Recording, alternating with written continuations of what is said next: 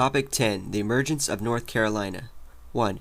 Many newcomers to Carolina were squatters, people who owned no land, usually down from Virginia. 2.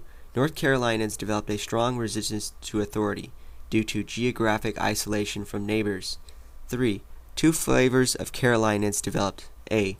Aristocratic and wealthier down south around Charleston and rice and indigo plantations. And B.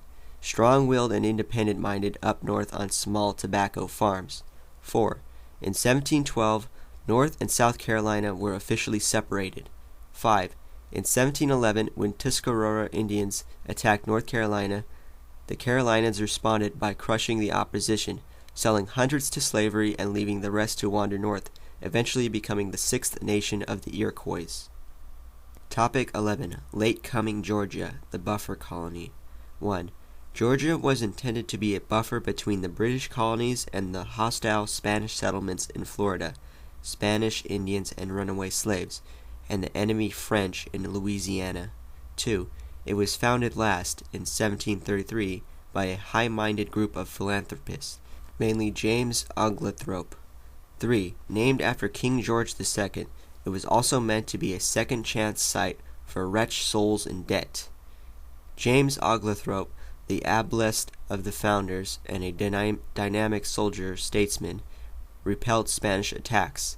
He saved the charity colony by his energetic leadership and by using his own fortune to help with the colony. All Christians except Catholics enjoyed religious toleration, and many missionaries came to try and convert the Indians. John Wesley was one of them, and he later returned to England and founded Methodism. Georgia grew very slowly. Topic 12. The plantation colonies. 1. Slavery was found in all the plantation colonies. 2. The growth of cities was often stunted by forests. 3. The establishment of schools and churches was difficult due to people being spread out. 4. In the South, the crops were tobacco and rice, and some indigo in the Tidewater region of South Carolina. 5. All the plantation colonies permitted some religious toleration. 6. Confrontation with Native Americans were often. Topic 13. Makers of America. The Iroquois. 1. In what is now New York State, the Iroquois League, or the Iroquois Confederation, was once a great power. 2. They were made up of the Mohawks, the Oneidas, the Onondagas, the Cayugas, and the Senecas. 3. They vied with neighboring Indians and later French, English, and Dutch for supremacy. 4. The Longhouse was the building block of Iroquois society. It was only 25 feet wide, but over 200 feet long. Longhouses were typically occupied by a few blood-related families on the mother's side. 5.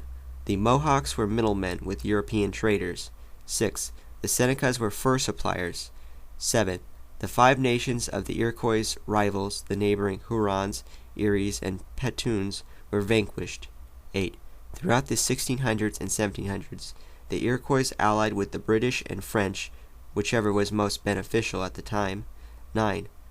When the American Revolution broke out, the question of with whom to side was split. Most sided with the British, but not all. 10. Afterwards, the Iroquois were forced to reservations, which proved to be unbearable to these proud people. 11. An Iroquois named Handsome Lake arose to warn his tribe's people to mend their ways. 12. His teachings live today in the form of the Longhouse religion.